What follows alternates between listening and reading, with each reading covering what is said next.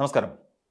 2016 നേമം എന്ന് പറയുന്ന തിരുവനന്തപുരത്തെ മണ്ഡലം BJPയെ സംബന്ധിച്ചിടത്തോളം ഒരു എ ക്ലാസ് മണ്ഡലമായി മാറിക്കഴിഞ്ഞിരിക്കുന്നു.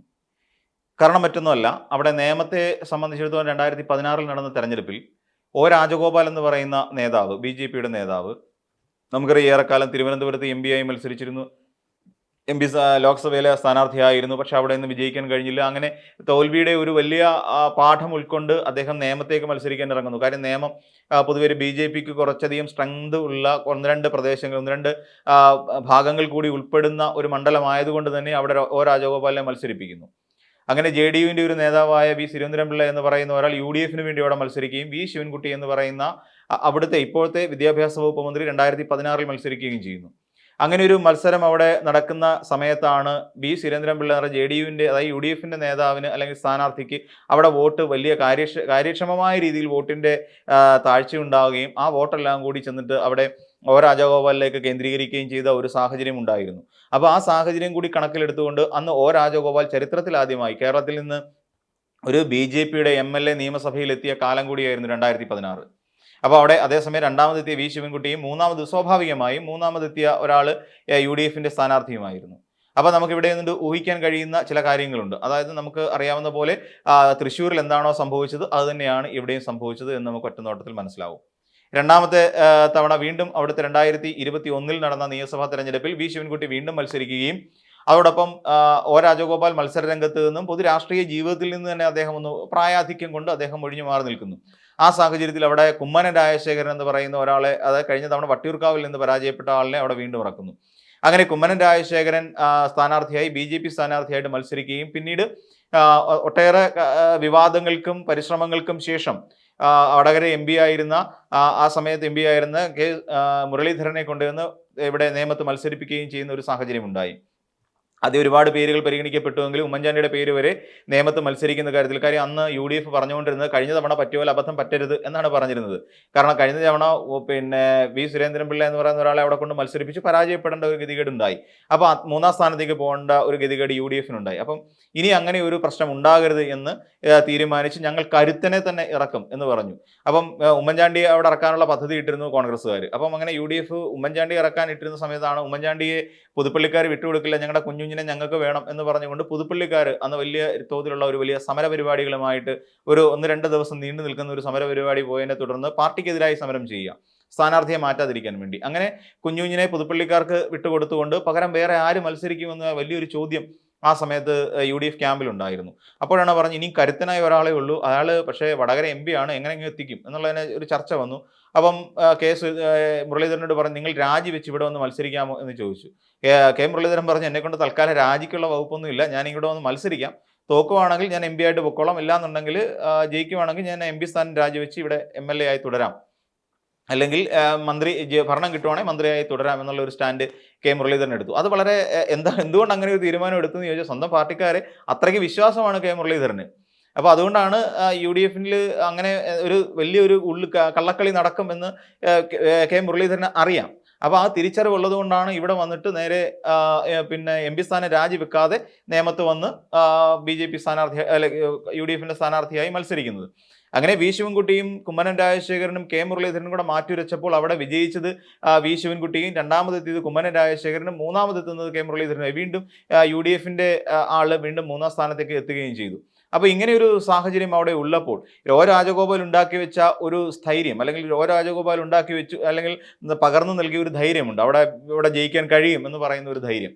ആ ധൈര്യത്തിൻ്റെ പുറത്ത് എ ക്ലാസ് മണ്ഡലം കൂടിയായ നേമത്ത് എന്തായിരുന്നാലും മത്സരിക്കാനുള്ള തീരുമാനത്തിലാണ് നമ്മുടെ രാജീവ് ചന്ദ്രശേഖർ എന്ന് പറയുന്ന BJPയുടെ സംസ്ഥാന അധ്യക്ഷൻ.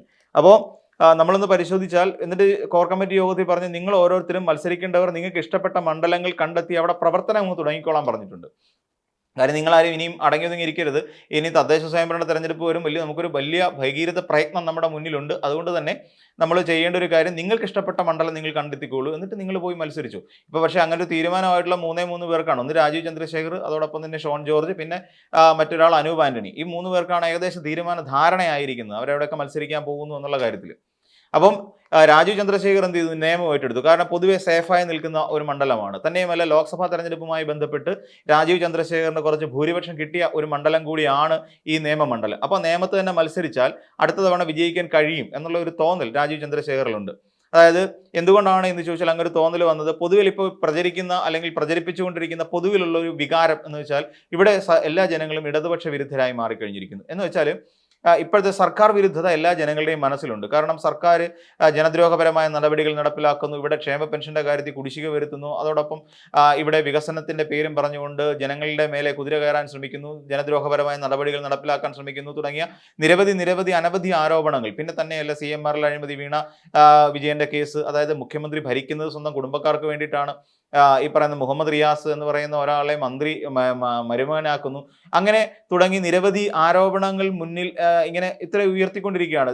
കെ ഫോൺ അഴിമതി, അതോടൊപ്പം നമുക്കറിയാവുന്ന പോലെ അതെല്ലാം പിന്നെ വെറും പുകകൾ മാത്രമാണ് എങ്കിൽ തന്നെയും, അതോടൊപ്പം നമ്മുടെ പിന്നെ ക്യാമറ അഴിമതി, അങ്ങനെ തുടങ്ങി ഒരുപാട് അഴിമതി കഥകൾ കൊണ്ട് അഴിമതിയിൽ മുങ്ങിക്കുളിച്ച് നിൽക്കുന്ന ഒരു സർക്കാരാണ്. അതോടൊപ്പം തന്നെ ഇവിടെ ഭയങ്കര വിലക്കയറ്റം അതിരൂക്ഷമായി നിൽക്കുന്ന ഒരു സംസ്ഥാനം, തൊഴിലില്ലായ്മ ഏറ്റവും രൂക്ഷമായി നിൽക്കുന്ന സംസ്ഥാനം, അതോടൊപ്പം തന്നെ മറ്റു ഒരുപാട് കാരണങ്ങൾ കൂടി ചൂണ്ടിക്കാണിച്ചുകൊണ്ട് ഇങ്ങനെ നിൽക്കുന്ന ഒരു സംസ്ഥാനം. നമുക്കറിയാം, കേരളം എന്ന് പറയുന്ന സംസ്ഥാനം വികസന കാര്യത്തിൽ ഒരു പുതിയ വികസന മാതൃക തന്നെ കാണിച്ചു കൊടുക്കുന്ന ഒരു സംസ്ഥാനമായി മാറിക്കഴിഞ്ഞിരിക്കുന്നു. അത് ഒരുപക്ഷെ ഇടതുപക്ഷ സർക്കാരിന്റെ ഒരു വലിയ ഇച്ഛാശക്തി കൊണ്ട് തന്നെ ആയിരിക്കാം അതങ്ങനെ മുന്നോട്ട് പോകുന്നു. ഇവിടെ കോൺക്ലേവുകൾ നടക്കുന്നു. ഒരുപക്ഷെ നമ്മൾ ഇത്തരത്തിലുള്ള കോൺക്ലേവുകളെ കുറിച്ചൊന്നും നമ്മൾ ജിമ്മായിരിക്കും അവസാനമായി കേട്ടിരിക്കുന്നത്. അപ്പം ഇങ്ങനെയുള്ള കോൺക്ലേവുകളെ കുറിച്ചോ അല്ലെങ്കിൽ ജനങ്ങൾക്കിടയിലേക്ക് ജനങ്ങളുടെ പ്രശ്നങ്ങൾ കേൾക്കുന്ന ഒരു തരത്തിലേക്കുള്ള മുഖ്യമന്ത്രിമാരൊക്കെ എനിക്ക് തോന്നുന്നു വളരെ കാലത്തിന് മുമ്പ് തന്നെ അവർ അസ്തമിച്ചിരുന്നു. അതിനുശേഷം ഇപ്പോൾ ജനോപകാരപ്രദമായ നിരവധി നടപടികൾ മുന്നോട്ട് കൊണ്ടുവരികയും കിറ്റ് നിർത്തലാക്കിയപ്പോൾ തന്നെ വലിയ വിഷയം വന്നില്ലേ. ആദ്യം പറഞ്ഞു കിറ്റ് കൊടുത്തുകൊണ്ട് ഭരണത്തിൽ കയറിയ ഒരു സർക്കാരാണ് ഇതെന്ന് പറഞ്ഞു. എന്നിട്ട് ഏറ്റവും അവസാനം കിറ്റ് നിർത്തലാക്കി കഴിഞ്ഞപ്പോൾ കിറ്റ് നിർത്തിയത് എന്തിനാണ് എന്ന് ചോദിച്ചിട്ടുള്ള പ്രശ്നങ്ങളായി. പിന്നെ അതോടൊപ്പം തന്നെ ലൈഫ് മിഷൻ എന്ന് പറയുന്നതിനകത്ത് വലിയ അഴിമതി നടന്നിട്ടുണ്ട്. ഏറ്റവും അധികം വീടുകൾ സാധാരണക്കാർക്ക് വെച്ചു കൊടുത്തിട്ടുള്ള ഒരു സർക്കാരായി ഇടതുപക്ഷ സർക്കാർ മാറി നിൽക്കുകയും ചെയ്യുന്നു.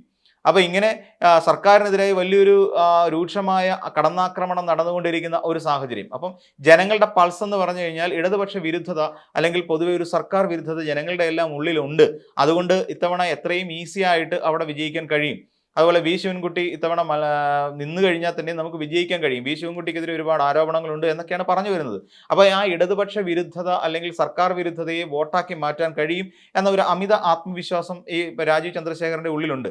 ആ ആത്മവിശ്വാസത്തിന്റെ പുറത്ത് നിന്നുകൊണ്ടാണ് നേമത്ത് മത്സരിക്കാൻ തയ്യാറെടുത്ത് നിൽക്കുന്നത്. പക്ഷേ തന്നെയുമല്ല, വി ശിവൻകുട്ടി മത്സരിക്കില്ല. വി ശിവൻകുട്ടിയെ സംബന്ധിച്ചിടത്തോളം പറയുകയാണെങ്കിൽ നേമത്തുകാർക്ക് വളരെ സമാദരണീയനും അതോടൊപ്പം ജനകീയനുമായ ഒരു നേതാവാണ് സത്യത്തിൽ വി ശിവൻകുട്ടി എന്നെല്ലാവർക്കും അറിയാം. വി ശിവൻകുട്ടിയെ സംബന്ധിച്ചിടത്തോളം മറ്റൊരു കാര്യം കൂടി, ഒരു മന്ത്രിസ്ഥാനത്തിരിക്കുന്ന സമയത്തും കുട്ടികൾക്കിടയിലാണെങ്കിലും അല്ല അധ്യാപകർക്കിടയിലാണ് അദ്ദേഹം ഭരിച്ചുകൊണ്ടിരിക്കുന്ന വകുപ്പുകൾക്കിടയിൽ അല്ലെങ്കിൽ വകുപ്പിൽ അദ്ദേഹത്തെ വലിയ ജനകീയൻ എന്നുള്ള നിലയ്ക്ക് തന്നെ എടുത്തുയർത്തി കാണിക്കാൻ കഴിയുന്ന ഒരു മന്ത്രിയായി നമുക്ക് മനസ്സിലാക്കാൻ സാധിക്കും. കുട്ടികളുടെ പ്രശ്നങ്ങളെ നേരിട്ട് മനസ്സിലാക്കുക, അവർക്ക് വേണ്ട ആഹാരം കൃത്യമായി അവരിലേക്ക് എത്തിക്കുക. നമുക്കറിയാം, ഇവിടെ UDF ഭരിക്കുന്ന കാലഘട്ടത്തിൽ അനൂപ് ജേക്കബ് ഭക്ഷ്യ സിവിൽ സപ്ലൈസ് മന്ത്രിയായിരിക്കുന്ന സമയത്ത് കുട്ടികൾക്കൊപ്പം പോയിരുന്നു. അതായത് ചത്ത എലി കിടന്ന കഞ്ഞി കുട്ടികൾക്ക് വിളമ്പേണ്ടി എന്ന ഒരു ഗതികേടുണ്ടായ ഒരു സംസ്ഥാനം കൂടിയാണ് നമ്മുടെ കേരളം. അപ്പോൾ അതിനെ പ്രതിരോധിക്കാൻ വേണ്ടിയിട്ട് അവിടെ പ്രശ്നമൊന്നും ഇല്ല എന്ന് കാണിക്കാൻ വേണ്ടി കുട്ടികൾക്കൊപ്പം പോയിരുന്നു കഞ്ഞി കുടിച്ച് അങ്ങനെ കുഴപ്പമൊന്നുമില്ല, എലി വീണ അല്ലെങ്കിൽ അരിക്കാത്ത എലി കിടന്നാലും കുഴപ്പമില്ല, അത് ആഹാരം കഴിക്കുന്നതുകൊണ്ട് വലിയ ദോഷമില്ല എന്ന് തെളിയിച്ചു കൊടുത്ത ഒരു മന്ത്രിയാണ് അനൂപ് ജേക്കബ്. അപ്പം അങ്ങനെയുള്ള ഒരു വലിയ ധൈര്യമൊക്കെ കാണിച്ചിട്ടുള്ള ഒരു മന്ത്രിസഭയായിരുന്നു കഴിഞ്ഞത് എന്ന് നമ്മൾ ഓർക്കണം. അപ്പം ഇങ്ങനെ തുടങ്ങിയ നിരവധി കാര്യങ്ങൾ ആ UDF കാലഘട്ടത്തിൽ ഉണ്ടായിട്ടുണ്ട്. അപ്പം എന്നാൽ ഇപ്പോൾ നമ്മൾ നോക്കിക്കഴിഞ്ഞാൽ അവർ പറയുന്ന ആഹാരം അവരിലേക്ക് എത്തിക്കുക, അവർക്ക് വളരെ പോഷക ഗുണമുള്ള ആഹാരം അവരിലേക്ക് എത്തിക്കുക തുടങ്ങിയ നിരവധി പദ്ധതികൾ ആവിഷ്കരിക്കുകയും അതോടൊപ്പം തന്നെ വിദ്യാഭ്യാസ രംഗത്തെ പുസ്തകങ്ങൾ നേരത്തെ എത്തിക്കുക, സ്കൂളുകളിലേക്ക് വേണ്ട അറ്റകുറ്റപ്പണികൾ നടത്തുക, അങ്ങനെ തുടങ്ങിയ എല്ലാ കാര്യങ്ങളിലും വളരെ നിശ്ചിതമായ കർശനമായ നിലപാടെടുത്തുകൊണ്ട് ഒരു വിദ്യാഭ്യാസ മന്ത്രി എന്നുള്ള നിലയിൽ ഏറെ ജനകീയനായ വ്യക്തിത്വം കൂടിയാണ് വി ശിവൻകുട്ടിയുടേത്. അപ്പോൾ വി ശിവൻകുട്ടിയെ അവിടെ നിന്ന് പരാജയപ്പെടുത്തുക എന്ന് പറഞ്ഞാൽ ഒരു ഭഗീരഥ പ്രയത്നം തന്നെയാണ്. അല്ലാന്നുണ്ടെങ്കിൽ ഈ പറഞ്ഞ UDFന്റെ സ്ഥാനാർത്ഥി അവിടെ ദുർബലനായ ഒരു സ്ഥാനാർത്ഥി ആയിരിക്കണം.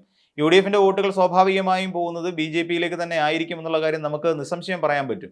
ഇപ്പോൾ അതിനുവേണ്ടി ഒരു ചെറിയ ഡീല് നടത്താനുള്ള സാധ്യത, ഈ രാജീവ് ചന്ദ്രശേഖരൻ അവിടെ ജയിക്കാൻ വേണ്ടിയിട്ട് UDFന് പൊതുവെ വില കുറഞ്ഞ ഒരു സ്ഥാനാർത്ഥിയെ അവിടെ നിർത്തുകയും അപ്പോൾ ഈ വോട്ടുകളെല്ലാം കൂടി മറിച്ച് അവിടെ കൊടുക്കുകയും, അത് ഈ പറയുന്ന സുരേന്ദ്രൻപിള്ള തന്നെ നേരത്തെ ഇക്കാര്യം തുറന്ന് പറഞ്ഞതാണ്, ഇങ്ങനെ ഒരു വലിയ വോട്ട് മറിക്കൽ അവിടെ നടന്നിട്ടുണ്ടായിരുന്നു എന്നുള്ള കാര്യം നേരത്തെ തന്നെ അദ്ദേഹം ബോധ്യപ്പെടുത്തുകയും ചെയ്തതാണ്. അപ്പോൾ ഇങ്ങനെ ഒരു വോട്ട് മറിച്ചിലിന് അവിടെ സാധ്യതയുണ്ട് എന്നുള്ളതിനെക്കുറിച്ചും രാജീവ് ചന്ദ്രശേഖറിന് കൃത്യമായി അറിയാനുള്ള സാധ്യതയുണ്ട്.